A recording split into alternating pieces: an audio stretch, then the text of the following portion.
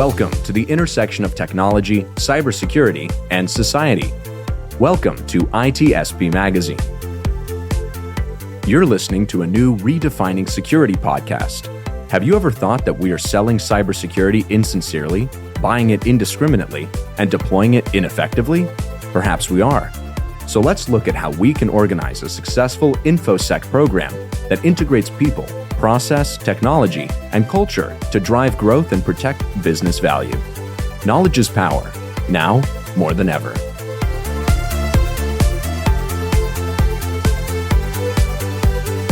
HITRUST is a leading data protection standards development and certification organization that strives to safeguard sensitive information and manage information risk for global organizations across all industries and throughout the third-party supply chain. Learn more at hightrustalliance.net. Imperva is the cybersecurity leader whose mission is to protect data and all paths to it with a suite of integrated application and data security solutions. Learn more at imperva.com.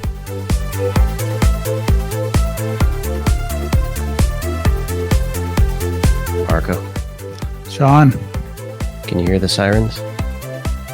I am attracted by the sirens. I cannot resist. I'm going to go there. You're attracted by the sirens. Yeah, I'm going mythological here.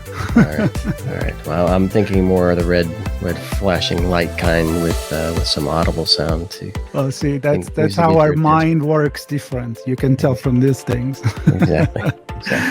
No, but I was thinking pirates already. The pirates, exactly. Yep, that was a totally different path, pirates, and but we're both in the same spot in the sea. Mm-hmm. Now, I was actually, as I mentioned, I was listening to sirens cruising the streets here in New York, which is why it made me say this. But the point I want to make is there are things that alert us to something happening, right? Either something bad is happening or somebody needs to get somewhere where there's something bad happening. And there are signs like that all over the place. Sometimes we don't see them. Sometimes we don't even know they're there. Maybe it's audibly not there or visually not there. And we kind of miss the mark on addressing issues that come our way. And that's clearly something we've seen in the world of supply chain and maritime deliveries and maritime things in general. And I'm excited to have this conversation looking at open source intelligence and looking for the signals from both sides, good side and bad side, and the impact exposing those signals and using those signals can have on society and the businesses that support society. So you're telling me that we're not paying enough attention? We're not. There you go. We're not. But there are people that do that. There are people that do that clearly for good reason, but also for hobby, as I've learned in watching her video, which was the inspiration for this conversation. I'm going to go ahead and introduce Rae Baker to the show. Rae, thanks for joining us. Hey, glad to be here. And I saw a tweet which caught my attention. I saw your video, which inspired me. And I'm excited to have this conversation all around open source intelligence, protecting the maritime world, if you will. Tell us a little bit about who you are, what you're up to. I know you have a black badge, which is really cool in my mind, probably our listeners as well. What are some things you've been up to and why open source intelligence and specifically in maritime? So I'm relatively new to cybersecurity / InfoSec in general. Before getting into OSINT and cybersecurity, I was a graphic designer. I did that for about 15 years. Surprisingly, does not pay very well. So after 15 years, I was over it. So I wanted to look for something more technical that also paid well. So I started going back to school for cybersecurity. While I was doing that, I wanted to go all in because I was spending the money to go back to school as an adult, which is terrifying. So I I started writing blogs and I started doing podcasts like this and talking, giving presentations, and I found a full-time job through that, mostly through Twitter and my talks. So I've been working in cyber recon, open source intelligence at a large consulting firm for almost 2 years now. And Maritime, I did as a hobby. I started writing a blog on Maritime because I was trying to think. I use blogs to kind of teach myself how to do things. So I was looking around, like, what have people not really gone into that I can kind of get an angle on and write something that's interesting to me and maybe somebody else. But I didn't really think anyone would care, to be honest. So I wrote a blog on Maritime, and it got a lot of views, and I was really surprised. And then from there, it just I became like the Maritime person somehow. It just like snowballed. And now I mostly do it as a hobby, just looking into things that are happening like present time, some historical stuff. And I find it fun. Well, it's interesting that you're on a boat. You're on a boat, virtually on a boat. And according to Sean, boats are a lot of fun because I know he is passionate about it. I am a big sailor. I actually want, got me, your background, which of course we talk about a lot on ITSPmagazine. Even our other hosts, they tell this story, these journeys, unusual, uncommon journeys into cybersecurity, and of course, graphic designer making the jump into that. It's quite different, but I think there is that inquisitive mind that always work. Either, you research for something. Many people that we know, they come from being librarian, and then they find their vocation in a way into cybersecurity. So I would like from you to tell me a little bit more about, and not just me, of course, to our audience, what does entitle to doing OSINT in general, and in particular for the maritime industry? So I marry a lot of different parts of OSINT. I think people coming into the field of OSINT don't necessarily understand how many different facets of OSINT there are. You have people who watch airplanes, you have people who just hunt for people. You have people like me who do maritime stuff, but it all crosses over at some point. Like, I will do OSINT into a ship, a vessel, but then I also want to know who owns the vessel. So that becomes corporate reconnaissance.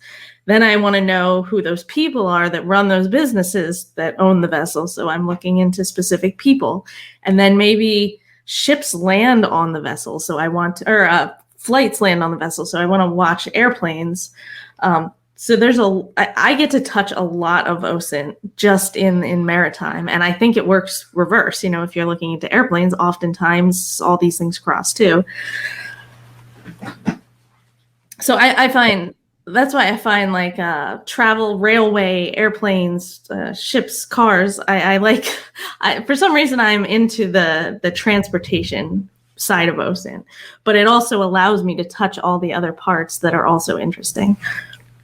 So can you take us through and we probably don't have time in this podcast to walk through it all, but maybe just to like paint a picture, graphic designer here, paint a picture for us of the maritime ecosystem.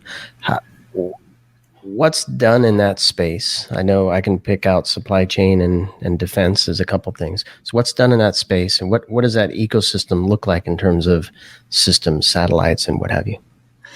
Yeah. So there's a few different things that people look into in reference to maritime. You have, like you mentioned, defense. So especially we see now with like Russia and China, just monitoring their movements and our movements, and all the posturing between is just fascinating to me.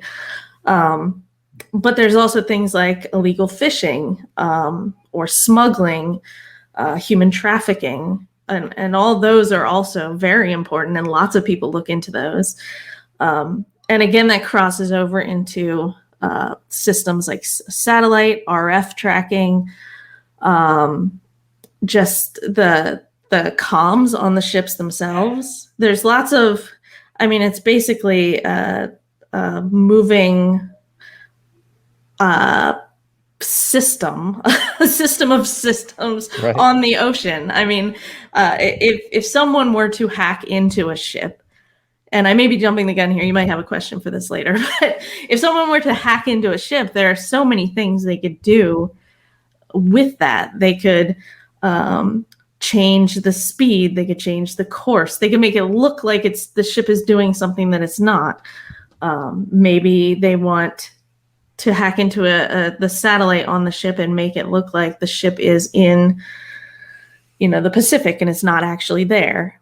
Or maybe they want to spin the ship in a circle and adjust the actual direction of the ship, or slow it down, or make it look like it has a lot of supplies on it, or none at all.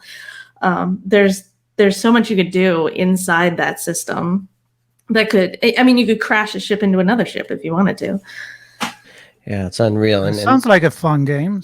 That's right. Spinning Cyber. you sunk my battleship. Exactly. You want to play a game of thermonuclear war.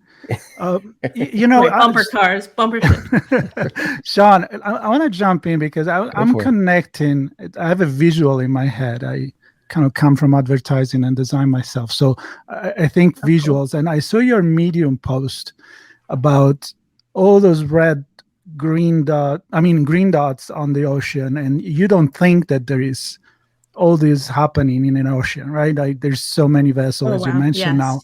And we just had not too long ago a conversation about security in space with our friend Joshua Belk, and he was pointing to a website that is called Stuff in Space. Yes. And you look at that, and it just blew my mind. I mean, I know how much stuff there is in space, but I didn't think it was that much. So I like maybe to see, like, you mentioned all this happening here, all the things that you can do, and what is the actual effect on the business, on the security? I mean, what is the bad guys' goal when they do these things that you just mentioned? There's multiple goals. I mean, it really depends. Are the bad guys trying to smuggle goods? If they're trying to smuggle goods, or maybe weapons, nuclear weapons, or just arms, they want to hide their identity. They want to get from one point to another point and have no one know that they did that. So that's not necessarily, I guess, hacking. That's just modifying the satellite system on their ship, so they can change their location, they can change their identity, their basically their VIN number of the ship, the MIMSI number, the IMO number. They can adjust those to make it look like they're someone they're not. You could, maybe you're a nation state actor and you want two ships to collide. I mean, or you want to take out an oil ship maybe, and you'd want to wreck a ship into the side of an oil ship and cause an oil spill. I can think of a number of things like that would be interesting to an adversary. Mm-hmm. That's pretty scary. It is, but I think the interesting thing to me is that, and I can't help but think supply chain. I know we'll probably touch on the Suez Canal thing in a minute, which you do a lot in your presentation on. But when we think supply chain, I think many of us forget that supply chain means a collection of entities that all have some exposure to risk, and then are the vector into the rest of the supply chain. Yeah. So I think in your presentation, you talk about 30 orgs with 100 people and 200 information exchanges just to do something. And I think it was to see one shipment through from start to finish or something like that. Talk to me about the parts moving in there and where those vectors are in that space. Yeah. So I think the biggest vector is the fact that most of these connections in the chain use things like just writing things on pieces of paper. Like there's no system for a lot of this stuff. It's outdated. Nobody really thinks. I mean, people are starting to think of supply chain and ships in in general as a vector into these things. But I don't think it's still thought of as important as like, IoT or whatever. But there are so many ways to get in each of these. If you're transmitting a shipment from one place to another, you have people loading it onto into a cargo crate. You have people loading the cargo crate onto the ship. You have people inventorying and sending documents through email and other systems that aren't really secure. You might be able to get a manifest for everything that's in that, cargo container. Then it's on the ship. You have access to where it's going, who it's going to, where it came from, how much it weighs, like an abundance of details about the specific shipment, whether it's, just parts for your iPhone or oil that is going to North Korea. There's so many places that you could get in if you were an attacker. And I think overall, we're trying to like rein that in, but it's such a big problem that I think it's going to take a lot of time to fix those holes. I love that visual, Rae, that I'm getting in my head. And I'm wondering if you can talk to me about, you said it's on paper, a lot of it, but not everything is on paper. Some of it is sensors and beacons and systems of record that Yes. do store the stuff digitally.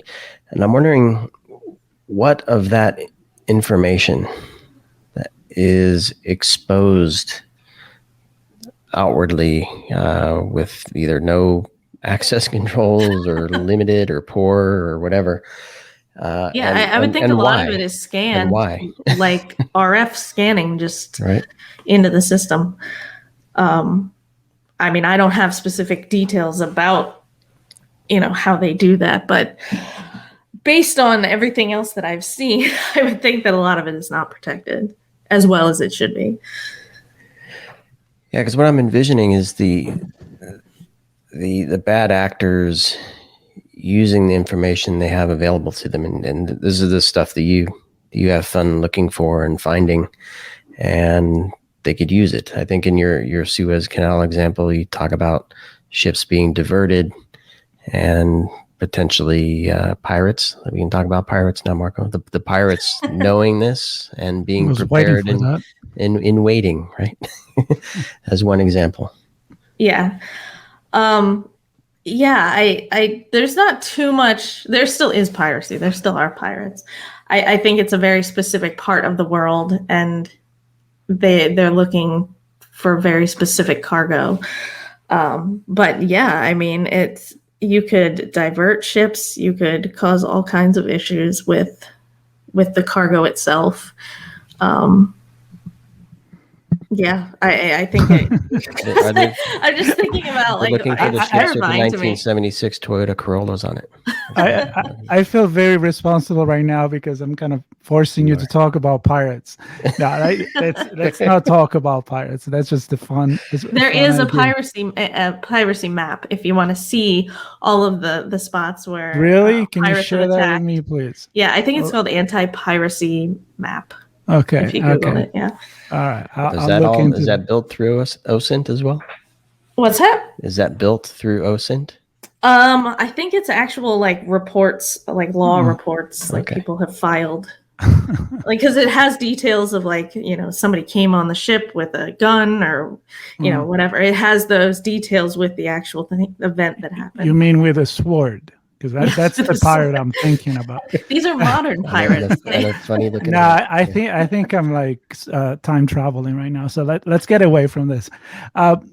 Tell me a little bit about the connection that there is between, of course, the OSINT that you do specifically, and then how you can actually use this information to go outside maybe from the security environment and apply the research that you guys do into, maybe make a better supply chain, resolve some issue that are arising, especially now that the supply chain is on everybody's mind in the news about, the pandemic and other things that's been happening in the world on how now people realize it's not just about ordering something online and it's magically appears on their doorstep. So how is this functional for business and society in general?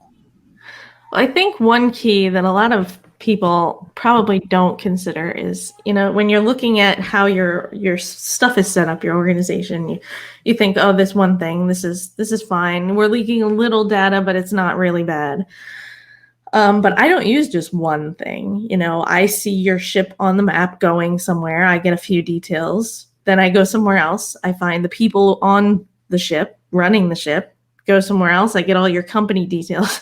All those things put together make a good picture of what the ship is doing, who owns it, all of that. And that can be used. So I think maybe organizations need to think a bit more about the details that are being released on their ships or on the people going on the ships. Maybe don't take pictures of, the secret missions that you're doing.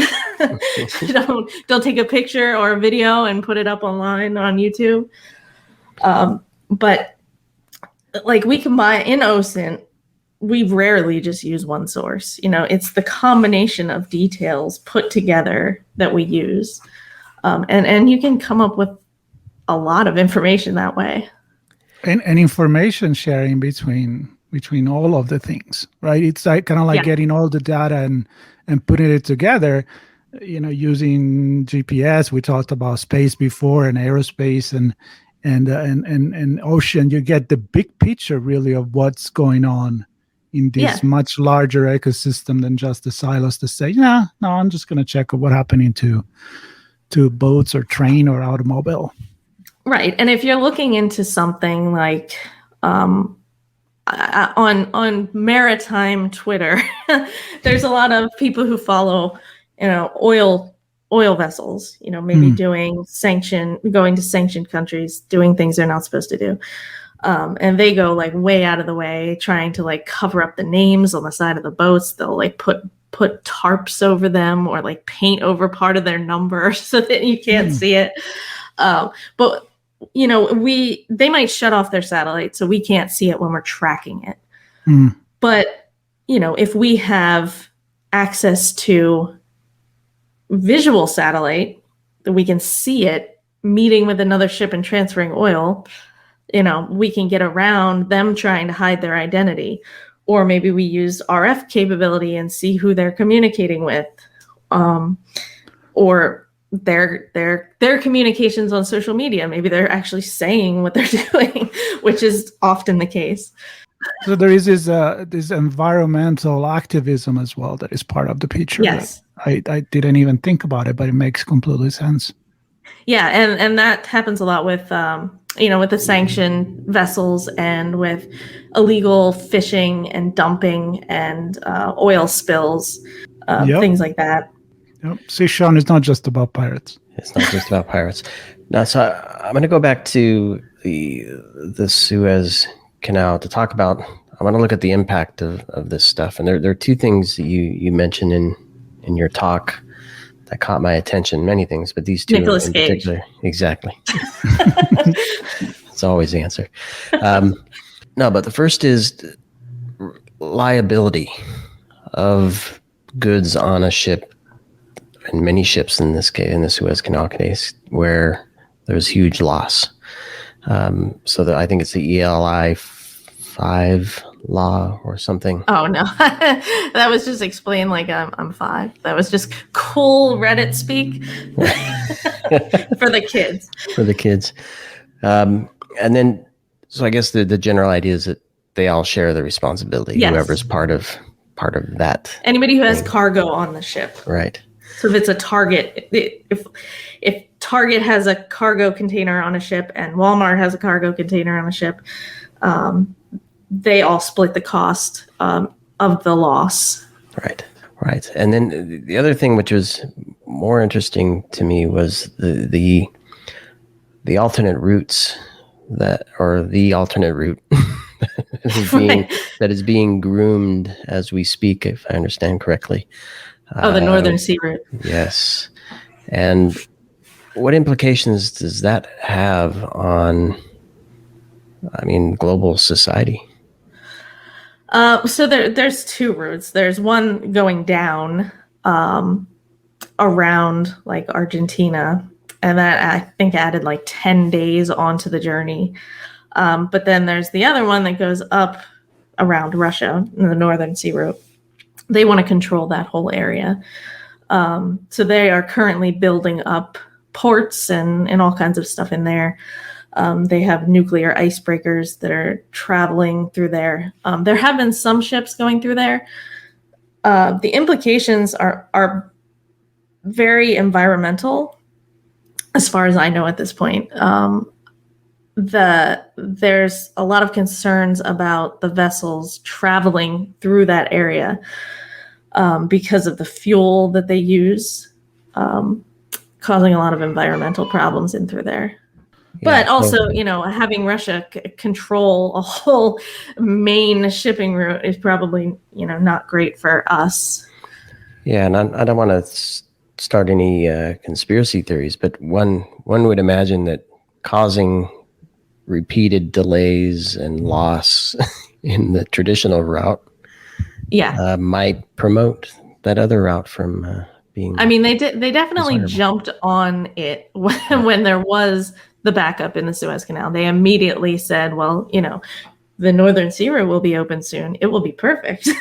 Come join us. Yeah, coincidentally, we got something for you. Right. Yeah, that's right. But I do think it's a very dangerous area to go through because of the thick ice. Yeah, that doesn't sound... I'm actually looking at snow coming down now, so that sounds pretty worrisome. Let's talk about collaboration, like global collaboration or regulation, because you always think about and we had this conversation again, not to go back in my passion, which is outside of cybersecurity, which is space, but the ownership of the satellite, the ownership of the space, you can't really own that. And there was a specific reference to the ocean, right? Like once you're in an open ocean, there is no boundaries. So the responsibility, it becomes an issue, which we know in cybersecurity often is, the attribution itself. What's going on in terms of legal collaboration agreement between different, European community and the United States and so forth to kind of make the ocean a little bit more secure, and of course the role of OSINT in all of this? Yeah, there are a few agreements. I don't know them offhand. That's okay. But there are a few agreements, especially around like Taiwan and China and that area where lots of things happen, especially with ships. There's a lot of group governing of the sea, but like you said, once you get out so far, I forget the distance from shore, but it's deep ocean. It's kind of a free for all. A lot of times the ships will meet out there and do the things they're not supposed to be doing, transfer oil or transfer goods or whatever. They go out there specifically into a region where it's not very well governed, I guess, and they do what they're trying to accomplish, and then they go back. I don't know the solution to that. I know that there are things in place, and they're trying to. There's some new law with IMO numbers and just governing the actual identity of ships, because you don't even need to have satellite on your ship, your vessel, until you're a certain weight. So fishing vessels may not even have satellite on them for you to track them. Right. Because it kind of make me think about that when you mentioned that if two large companies, or maybe even more, they're sharing a container, they're sharing an entire ship, they share the loss. So I'm kind of like, it sounds like a Wild West. I don't think a lot of people realize like how crazy the middle of the ocean is. Yeah. So and it's hard as OSINT investigators, because there's, with flight tracking, you have trackers that are free that people can use, and they can track things for free and do, humanitarian type watching, for things, illegal things. There's no free maritime tracker. There's nothing anybody can use without paying for it, which kind of hinders a lot of OSINT research because you have to pay for it to use it. Right. So talking about availability to data, I'm gonna actually head into port for a moment, and let's look at this from a general business perspective. I don't know if we can change the maritime scenario and make it into an analogy that other businesses can use. What's the equivalent of the sea and the shipping lanes and the vessels and the goods for a regular business? What can they learn from the maritime world with respect to OSINT, how it's used for and against them in the world of business? I think they can take the lessons that we've learned with the Ever Given getting stuck and some other supply chain issues we've had, and is the homeland security type issues, and just look ahead, because we knew that was possible in the Suez Canal. We knew it was a choke point. There are several choke points around the world, and we know that could happen. If something shut down there, it could cause a huge problem, but nobody thought of any, remedies or like planned for that. And I think that's a big lesson is, you have to kind of plan for a lot of these things. They probably will happen, especially with, if you're looking at supply chain, if you're a company that ships things, which most do, that's supply chain is a very important part of your organization, and you need to plan for these types of things to potentially happen, and they could shut you down or cost you millions, if not billions of dollars. Yeah, it kind of make you think, and I think we're going to go into my favorite part of every conversation, which is looking at the future. And it's kind of interesting. It's not me, because I'll take us to food.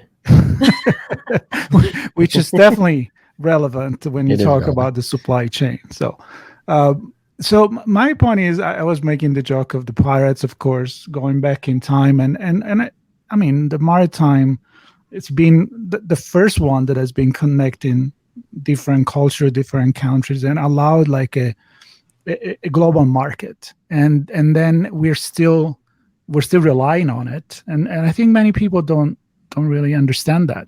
Again, like I said before, stuff happened magically. Maybe people think everything is flying right now, but it seems to me that the future is still going to be on boats, big boats, and there is going to be always the fact that the ocean is a really big space, and it belongs to really no one to control. So how do you see the future of security on the ocean and transportations and in the whole supply chain developing? I think it's going to get harder because there are going to be more unmanned ships. Okay, let's go there. Yeah, there are a few that are out there on the ocean now, but I think that will increase because they're going to bring costs down, which opens up the vectors for hacking into a ship by a lot, especially when there's not someone on there to immediately remedy whatever has happened. I'm sure they can do something virtually, but that's beyond me. I don't know how to do that. But I foresee that being an issue. Yeah. That's a good point. Yeah. I mean, all the problem we have with making legal and more available autonomous car, which is, the streets and the fact that they were not designed for it. It sounds to me the ocean may be an easier way to utilize unmanned vessels. So, but then of course that's gonna get it fun. And it's not just autonomous ships or vessels, it's autonomous ports. I mean, a lot of the like berthing of vessels is done autonomously.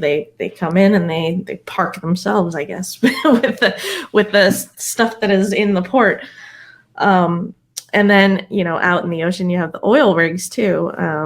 The platforms, I'm sure those are becoming increasingly more autonomous. So when you have all of these systems just sitting out there, who knows? Sounds like a James Bond movie. It does. Right. I mean, we touched on, you do quite a bit more in your talk, but we briefly touched on ports here, and that's a big part of this as well. And I'm wondering, and you mentioned the oil rigs, which are stationary and soon to be unmanned. I'm wondering, are there other things, maybe not on top of the water, other things below water, or other stationary things that most people don't even think about that are part of this ecosystem? Yes. Like weather stations, something. I don't know. What yeah, like a big one I can think of right off the top of my head is undersea cables. There are maps of undersea cables, and this, if you live on an island or an army base is on an island, and there's only 3 undersea cables that supply all of the communications to an island. And there are ships that are known for scanning over top of these cables from other countries to see where they're at and what's going on. That that would be a concern of mine, national security wise. They also scan for things underground, just like the layout of the land under the sea, because they have these unmanned drone. I guess they're drones, or like undersea drones that they send out for reconnaissance and things. There's so much that you wouldn't believe. And there's maps of the platforms too. Like if you're looking for oil platforms, there's maps for that, and all of the pipes that go to them, who owns the pipes. There's just a lot of information out there. Valves on the pipes. Yeah. Yeah, I mean, you can look up exactly who owns it, where it runs, where it comes from, where it goes to, who it supplies. Wow. I mean, and you think that there's just nothing out there. That's right. Right? Yeah, nothing. It's just me and my little sailboat. Exactly. Like just me and my little tin can floating in space. And then there is a ton more. Well, I feel like this is a very fascinating conversation, and I am definitely not the most knowledgeable person about this topic, but you really got me thinking about the complexity of all of this. And I would love to have even more in-depth conversation as you have new presentations and new talk, and it's fascinating. Sean, yeah, you got me thinking. That's all I want, is to make people as excited about ships as I am. I love it. And you can tell the passion. Yeah, you inspired me with the post, and you excited me with the conversation. And for those listening, we've mentioned a few things. There's a video of Rae's talk and a Medium post, and I'm sure there are other things that Rae would be happy to share with us in the show notes as well. So stay tuned for that, and connect with Rae and get out to sea and dig into some OSINT, everybody. Yeah, I was invited to talk at DEF CON this coming year at Hack the Seas, so I should have something there. I haven't decided. I was thinking something about the Northern Sea route. We'll see. Love that. Very cool, and we sure hope to see you there. That would be ideal. Things hopefully will go back to normal. To be in person again in Las Vegas for DEF CON. Yeah, definitely miss DEF CON. All the coverage of the villages. Yeah, I've never been. You've never been? Awesome. Yeah, you're gonna love it. So hopefully we'll see you there. We'll learn even more about hacking the sea. It would be fantastic. Thanks for having me. Thank you. Appreciate it. Imperva is the cybersecurity leader whose mission is to protect data and all paths to it with a suite of integrated application and data security solutions. Learn more at imperva.com. HITRUST is a leading data protection standards development and certification organization that strives to safeguard sensitive information and manage information risk for global organizations across all industries and throughout the third-party supply chain. Learn more at hightrustalliance.net. We hope you enjoyed this episode of Redefining Security podcast. If you learned something new and this podcast made you think, then share ITSPmagazine.com with your friends, family, and colleagues. If you represent a company and wish to associate your brand with our conversations, sponsor one or more of our podcast channels. We hope you will come back for more stories and follow us on our journey. You can always find us at the intersection of technology, cybersecurity, and society.